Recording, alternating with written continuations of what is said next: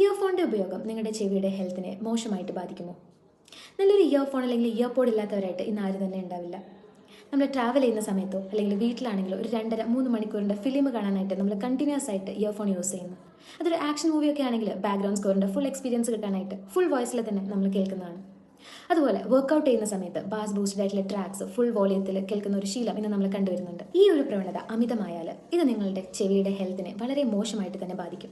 കാലക്രമേണ കേൾവിക്കുറവിലേക്ക് നിങ്ങളെ എത്തിക്കും. ഈ ഒരു പ്രശ്നം എങ്ങനെ കുറച്ചു കൊണ്ടുവരാം?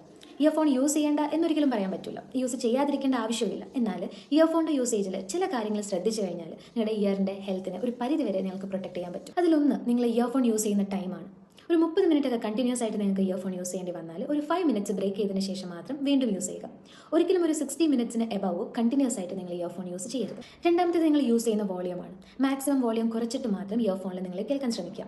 ഒരു 60% എബവ് നിങ്ങൾ വോളിയം ഇൻക്രീസ് ചെയ്ത് കഴിഞ്ഞാൽ ഇത് കണ്ടിന്യൂസ് ആയിട്ടുണ്ടെങ്കിൽ ഇയർ ഹെൽത്തിനെ വളരെ ഹാനികരമായിട്ട് ബാധിക്കും. നോയ്സ് ക്യാൻസലേഷനുള്ള ഇയർഫോൺ യൂസ് ചെയ്യുക. എൻവയോൺമെന്റൽ നോയ്സും ഡിസ്റ്റർബൻസും ഒക്കെ ക്യാൻസൽ ചെയ്യുന്ന ഒരു ഇയർഫോൺ യൂസ് ചെയ്യുന്ന സമയത്ത് വളരെ ലോ വോയിസിൽ തന്നെ നിങ്ങൾക്ക് ക്ലിയർ ആയിട്ട് വോയിസ് കേൾക്കാൻ സാധിക്കും. നിങ്ങൾ ബസ്സിലോ ട്രെയിനിലോ ഒക്കെ ട്രാവൽ ചെയ്യുന്ന സമയത്ത് കോൾ അറ്റൻഡ് ചെയ്യാനായിട്ട് പാട്ട് കേൾക്കാനൊക്കെ ആയിട്ട് നിങ്ങൾക്ക് ഇയർഫോൺ യൂസ് ചെയ്യേണ്ടി വരും. പക്ഷേ ഈ കാര്യങ്ങളൊക്കെ ശ്രദ്ധിച്ചിട്ട് നിങ്ങൾ ഇയർഫോൺ യൂസ് ചെയ്യുക. 60 മിനിറ്റ്സിൽ എബവ് കണ്ടിന്യൂസ് ആയിട്ട് യൂസ് ചെയ്യാതിരിക്കുക. അതുപോലെ 60% എബവ് വോളിയം ഇൻക്രീസ് ചെയ്തിട്ട് കേൾക്കാതിരിക്കുക.